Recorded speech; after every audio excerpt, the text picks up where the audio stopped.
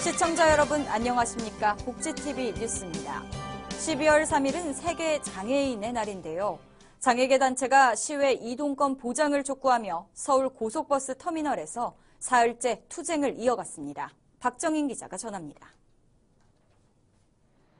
지난 2일 서울 고속버스 터미널 앞.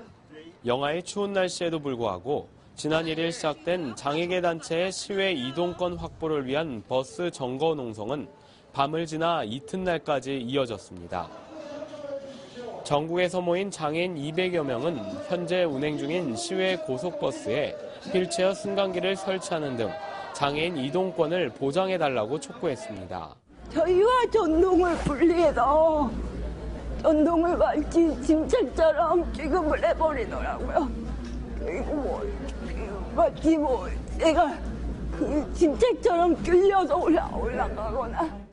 이날 장애인들은 미리 구매해놓은 버스표를 들고 버스 탑승을 시도했지만 버스 운송업체는 승차장이 아닌 뒤쪽 주차장에 버스를 세웠고 비장애인 승객들만을 태운 채 출발했습니다.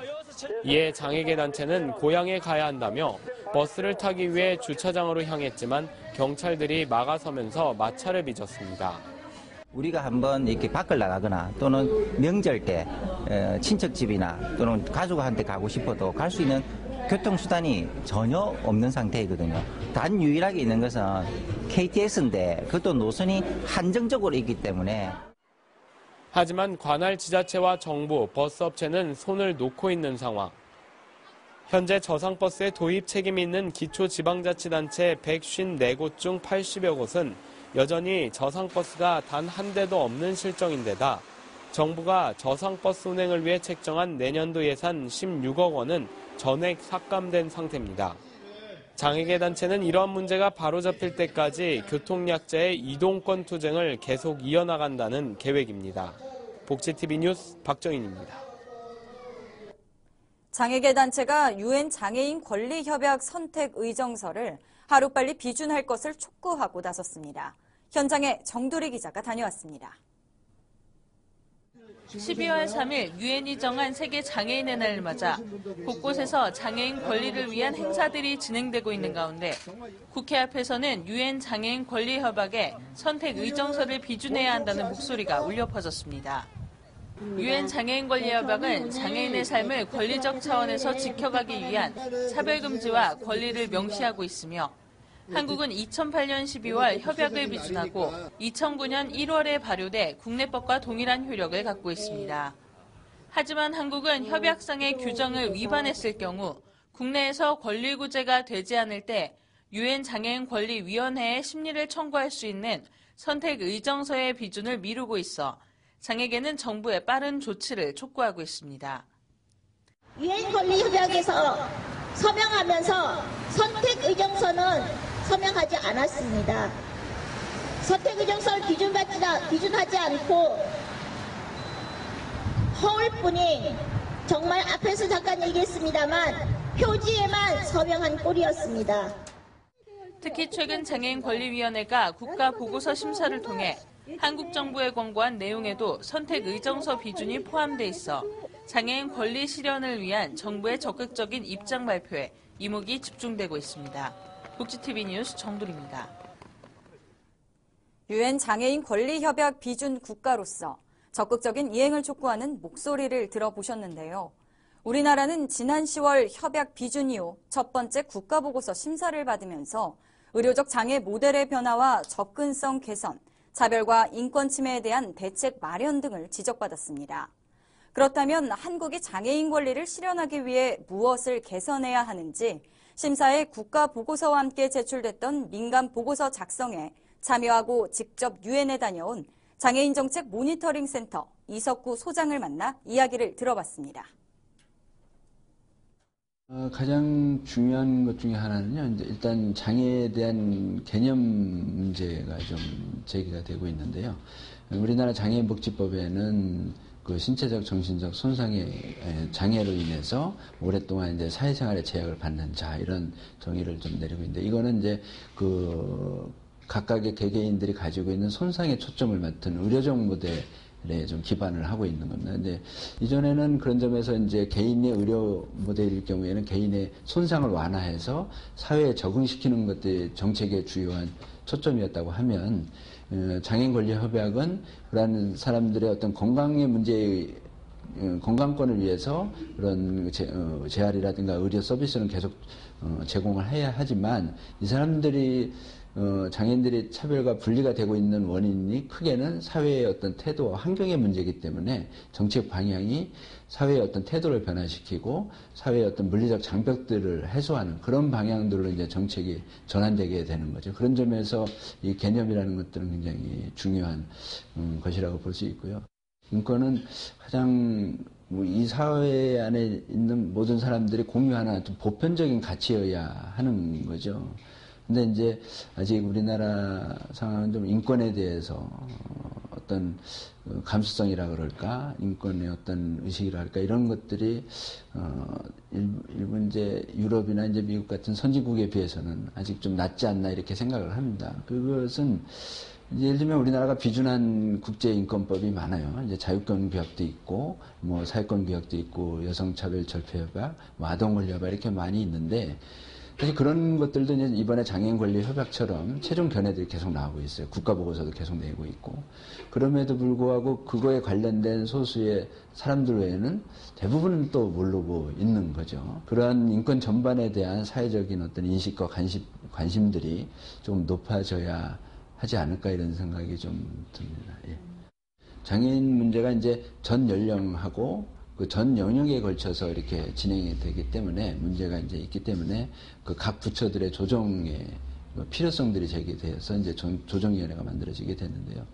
이런 조정위원회가 사실은 이제 5개년 계획들을 만들어서 이제 순차적으로 장애인 정책들을 이제 발전시켜 나가는데 현재의 정책조정위원회 같은 경우에는 통계를 내봐도 1년에 채 한 번 열리지 않는 상황이고요. 그 위원들이 전체 참여를 하면은 30-40명 되는데 회의 시간이 끝에 한 2-3시간 정도. 그러니까는 거기에 있는 분들이 돌아가면서 인사말 뭐 한 2-3분 하고 나면 회의 시간이 끝나버리는 이런 상태로 계속 이제 조정위원회가 개최되어 오는 거죠.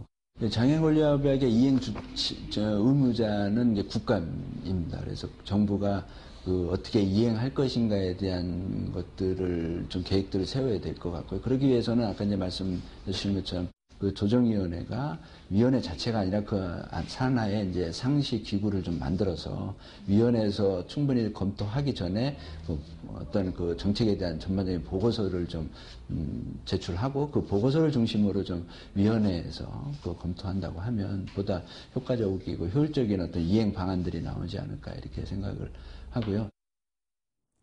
이석구 소장님의 말처럼 장애인 권리 증진을 위해 보다 적극적이고 구체적인 정부의 노력이 필요해 보입니다.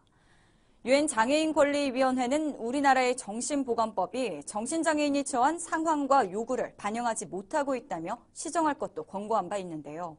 정신장애인의 권리 보장을 위한 대안을 논의하는 토론회가 열렸습니다. 그동안 정신장애인 당사자를 비롯한 시민사회는 정신장애인의 강제 입원과 장기 입원을 통한 인권 침해는 물론 장애인 복지 서비스의 전달 체계와 지원 서비스에 대한 문제를 꾸준히 제기하고 정부 개정안의 한계를 지적해왔습니다. 이날 토론회에서는 이와 관련돼 유엔 장애인 권리위원회가 제시한 정신장애인의 인권 문제에 대한 권고사항을 되짚어보고 지역사회 중심의 회복과 사회 통합을 위한 구체적인 법적, 제도적 대안을 집중 논의했습니다.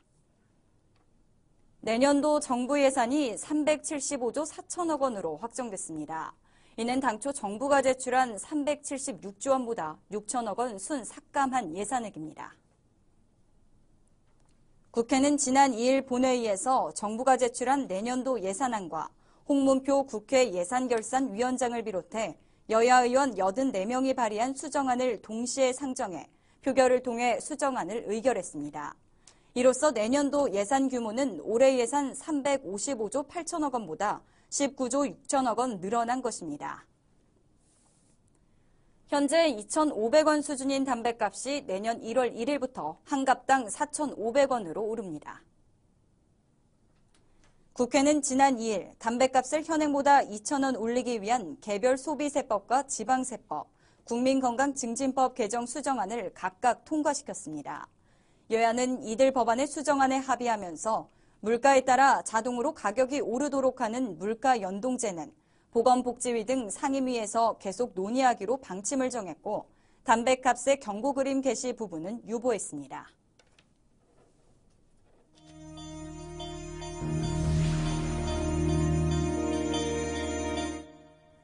이어서 간추린 뉴스를 전해드립니다. 서울시는 시각장애인들이 약품 정보를 쉽게 알 수 있도록 하는 점자 스티커 제도를 시각장애인 밀집 지역 8개국 47개 약국에서 시범 실시합니다. 시각장애인 점자 스티커 복약 안내는 시각장애인이 약품을 구입할 때 약사가 확대 문자와 점자가 함께 표기된 점자 스티커를 부착해 약품 정보를 쉽게 알 수 있도록 돕는 것입니다. 서울도서관과 아름다운 재단이 서울도서관 내 나눔문화 컬렉션의 문을 열었습니다.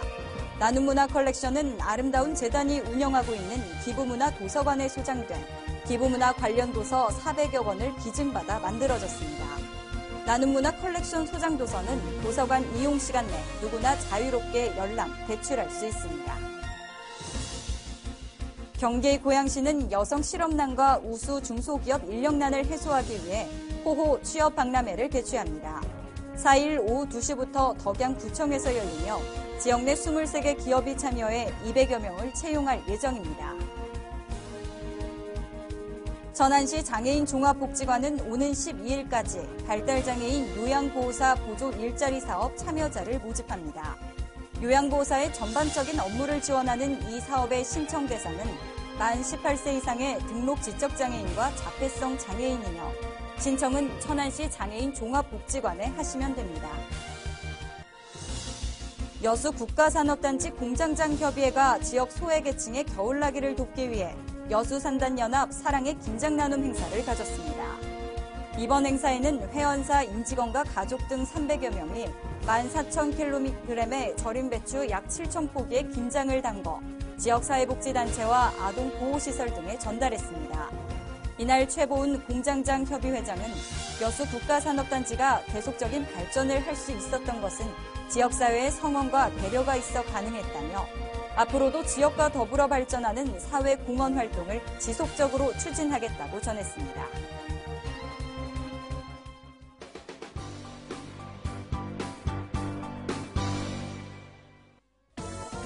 미리 보는 장애인 신문 시간입니다. 1075호 장애인 신문의 첫 번째 기사에는 전국에서 모인 전국장애인 차별철폐연대 회원들이 서울 강남 고속버스 터미널에서 시외 고속버스에 대한 저상버스 도입과 휠체어 리프트 설치를 촉구하고 나섰습니다. 장애계는 누구나 이용할 수 있는 고속버스가 배차될 때까지 투쟁을 이어나가겠다고 말했습니다. 두 번째 기사입니다. 한국사회복지사협회가 장애인 차별 발언으로 물의를 일으켰다는 내용입니다. 논란의 핵심은 지방에서 열린 한 사협 주최 보수교육에서 후원카드 홍보 담당자가 청각장애인은 의사소통을 할 수 없다는 이유로 가입할 수 없다고 발언했다는 내용입니다. 한 사협은 지난 26일 홈페이지를 통해 이번 사건과 관련한 사과문을 발표한 상태입니다. 마지막 기사입니다. 전라남도가 인권 침해가 드러난 신안군 장애인 시설 2곳에 대해서 폐쇄하겠다고 밝혔다는 내용입니다.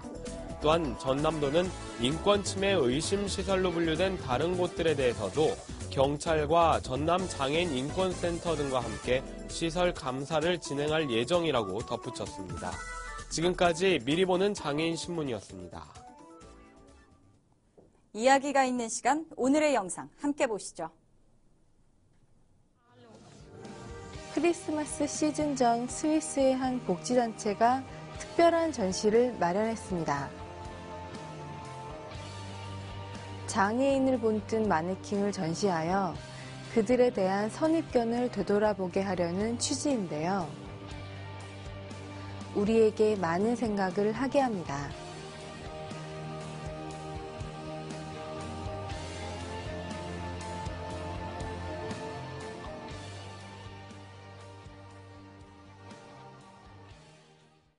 다수가 아닌 소수라는 이유로 사회적 약자로 내몰리는 장애인의 현실. 사회 곳곳에서 울려 퍼지는 장애계의 외침에 우리 모두의 관심이 필요해 보입니다. 이상으로 복지TV 뉴스를 마칩니다. 시청해주신 여러분 고맙습니다.